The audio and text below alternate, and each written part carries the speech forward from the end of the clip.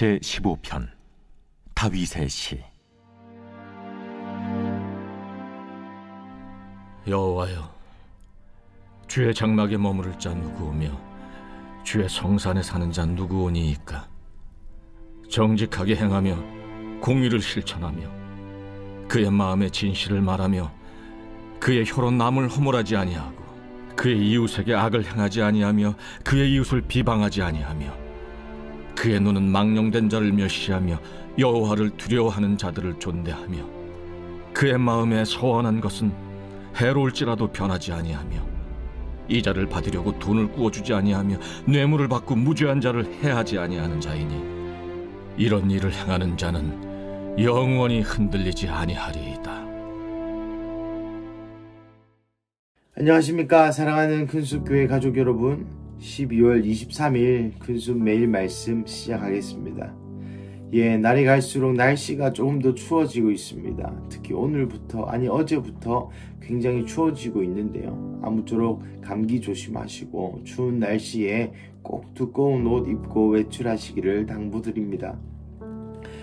오늘 본문은 시편 15편 1절에서 5절까지 아주 짧은 다윗의 시입니다. 오늘 본문 1절에 여호와여, 주의 장막에 머무를 자 누구오며 주의 성산에 사는 자 누구오니까? 주의 장막은 하나님의 성막, 즉 하나님의 임재가 거하셨던 곳을 상징합니다.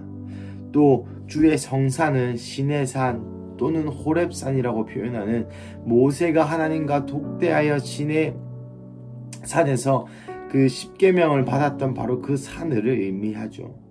그러니 여호와의 장막도 주의 성산도 하나님의 임재가 거하시는 곳, 임재가 잠시 들리는 곳 아니고요, 하나님이 항상 거기 계신 곳을 의미합니다.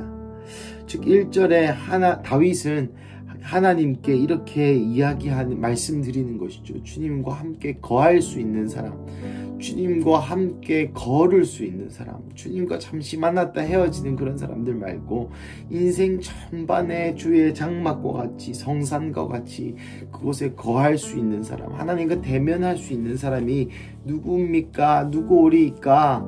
라고 이야기하는 장면이죠. 참 다윗의 그 인생의 처음과 끝이 주님의 임재에서 시작하여 주님의 임재로 끝남을 이 구절에서도 알 수 있습니다.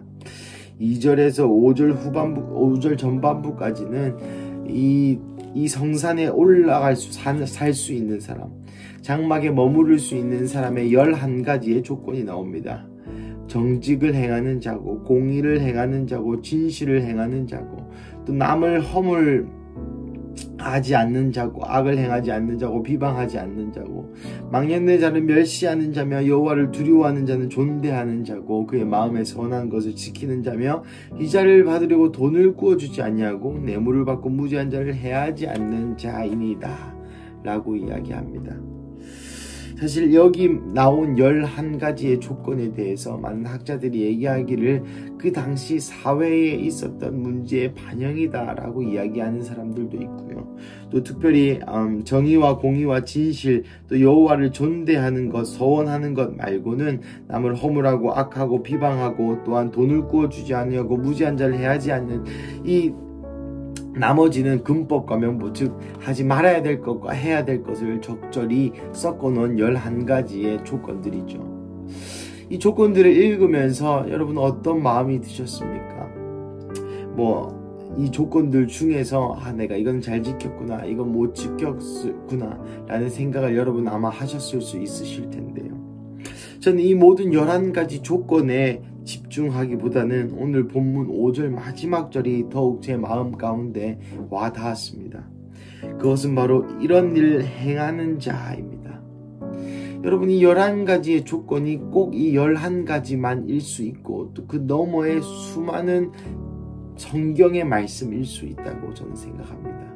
하지만 오늘 본문의 포인트는 이 11가지 조건만 지키면 이 아니라 이 11가지 조건을 행하는 자의 포인트가 있다는 것이죠.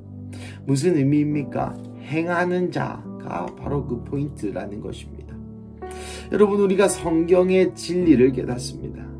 또 성령님께서 우리의 마음을 터치하여 주셔서 우리의 마음에 큰 하나님의 음성이 들리죠. 그 말씀에 여러분 행하십니까? 아니면 감동만 받으십니까? 오늘 본문도 마찬가지입니다. 여러분 이 당시에 이 11가지 말고 율법이 없었겠습니까? 있었습니다. 제가 수어 번 말씀드렸죠. 율법은 613개의 율법이 있고 365개의 금법과 248개의 명법이 있습니다. 여러분 여기 나와 있는 11가지 조건들도 다 그 율법 안에 속하는 것이고 이 11가지 조건 이외에도 율법에 들어가 있는 내용이 많습니다. 그렇다면 다윗은 왜 이 11가지의 범주를 얘기하였을까요?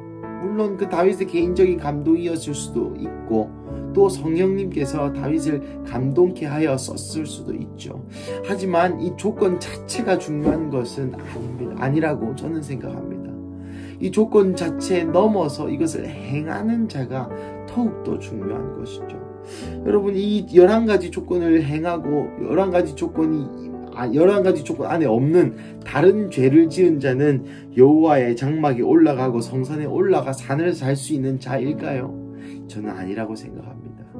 즉 오늘 말하는 다윗이 이야기하는 것도 성경에 나와 있는 율법대로 행하는 자가 하나님의 임재 안에 거한다. 성경에 나오는 율법대로 행하는 자, 마음만 있는 자, 또 그것을 죄를 지어서 마음의 가책을 받는 그런 자가 아니라 이 말씀대로 율법대로 행하는 자가 주의 장막에 머무르는 자요 성산에 살 수 있는 자다 라고 역설하고 있는 것 같습니다. 사랑하는 가족 여러분, 사실 우리 이 말씀을 듣고 계신 여러분들 정도 되면 우리가 얼마나 수없는 말씀을 들었습니까?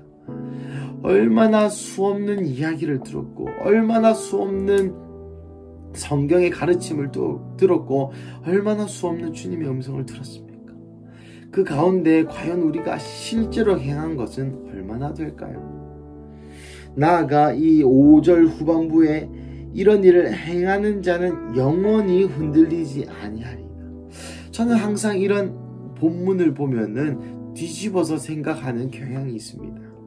이런 일을 행하는 자는 영원히 흔들리지 않는다는 것은 이런 일들을 행하지 않는 자는 영원히 흔들린다는 것입니다. 사랑하는 가족 여러분, 첫 번째 이것을 행해야 된다고 제가 말씀드렸고 두 번째 이 행하는 것은 우리에게 선택사항이 아니라는 것입니다. 물론 영원히 흔들리고 싶은 사람은 이것이 선택사항이겠죠. 하지만 영원히 흔들리지 않기 위해서는 영원히 그의 임재, 주님의 임재 안에 살기 위해서는 영원히 주의 성산에 올라가 하나님과 독대하는 그 모세처럼 살기 위해서는 이러한 일을 지켜야 된다는 것이죠. 저는 이 본문을 읽으면서 수요일날 설교하셨던 이 무궁화 전도사님의 설교가 기억이 났습니다. 동일한 질문을 오늘 이 본문 가운데서도 주님 우리에게 물으시는 것 같습니다. 과연 우리의 삶에 주의 장막과 주의 성산, 즉 하나님이 거하시는 임재가 우리의 삶의 우선순위입니까? 아니면 7째, 8째, 9번째입니까? 그것이 귀하지 않다고 얘기하지 않았습니다. 우리에게 적어도 예수를 믿는 자라면 그것이 귀하죠.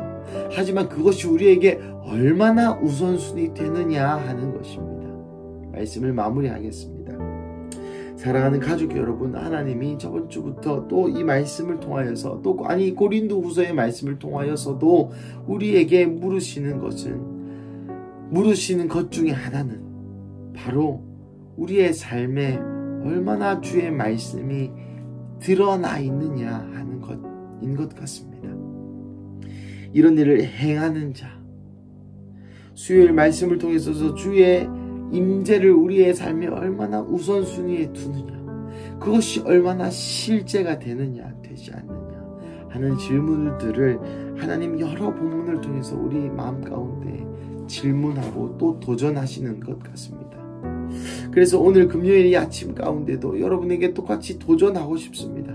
여러분, 우리의 삶에 주의 말씀의 성취를 회복하십시다. 오늘도 그냥 그렇게 금요일의 시간표대로, 오늘도 학교가 시키는 대로, 오늘도 내 짜여진 스케줄대로, 오늘도 그냥 어제와 살았던 똑같은 세상의 방식 그대로 사는 것이 아니라 오늘은 하나님께서 나에게 무엇을 하기를 원하시는지 기도하시고, 오늘은 하나님께서 나에게 원하시는 그것을 하고 싶다는 그 갈망함을 다시 불러일으키셔서 오늘 하루만큼은 주께서 내게 하라고 하시는 일을 이루어 하나님을 영화롭게 하는 이런 일을 행하여서 영원히 흔들리지 않는 그러한 하루 되시기를 주님의 이름으로 간절히 축복합니다. 우리 함께 기도하시겠습니다. 사랑하는 하나님, 이 시간 기도합니다. 하나님, 오늘 이 말씀을 통하여서 먼저 우리의 마음 가운데 다시 한번 주의 임재를 우리의 삶 가운데 우선순위로 삼을 수 있도록 하여 주시옵소서. 그래서 주의 장막에 거하는 것, 주의 성산에 사는 것이 나의 인생의 목적이자 우선순위가 되게 하여 주시고, 나아가 이런 일을 행하는 자는 영원히 흔들리지 않는다 하신 주님의 말씀을 다시 한번 듣습니다. 주님, 나의 삶에서 이런 일을 행하여서 내가 이리 치이고 저리 치이고 세상에 흔들리고 내 믿음이 계속 흔들리는 것이 아니라 영원히 흔들리지 않는 삶, 영원히 흔들리지 않는 나의 삶, 나의 마음, 나의 믿음, 나의 신앙, 그리스도를 향한 나의 사랑 되게 하여 주시옵소서. 그래서 오늘도 주님 우리를 긍휼히 여기시고 다시 한번 우리의 삶에 실제로 주의 말씀을 적용할 수 있는 기회를 허락하여 주셔서 다시금 나의 삶으로 예수 그리스도의 사랑을 증명하는 그 하루 되게 하여 주시옵소서. 주님 감사합니다. 이 모든 말씀 살아계신 예수님의 이름으로 기도드렸습니다. 아멘.